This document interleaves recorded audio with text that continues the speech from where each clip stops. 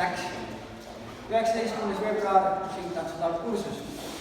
Tuletasime täna meelde 8-lõigelise põhisammu korra näitame selle ette, meil on siis 2 teeb samm ja samm, rohkem teeb vaju ja harjutada võite seda ka lahkumise käega, et siis tuleb hästi välja. Ja selle sammu peale ehitasime siis 2 pettesammu, üks oli see, kus juhtisi järgija läks siis juhti ette ja selleks, et järgija selleks aru saaks, tuli siis rockstepi ajal anda talle siin väikene signaal, et siit järgneb ette liikumine. Ja kogu sammise näeb välja selline, meil on rockstep samm, samm. Ja analoogne on siis pettesamm, kus juhtija läheb järgi ette, meil on rockstep samm.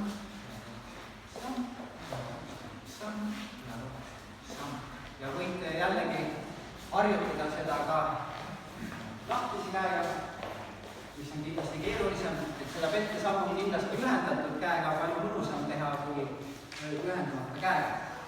Ja millele siis veel mõelda, on see, et selle sammu ajal meil kogu aeg on selline natukene kokku-lahku tunne, et ühelt poolt hopp ja teiselt poolt hopp. Et mõtte siis sellele kergele vedrule, et te olete nagu väike vedru, mis käib kokku lahku ja siis olete muusika. Nii.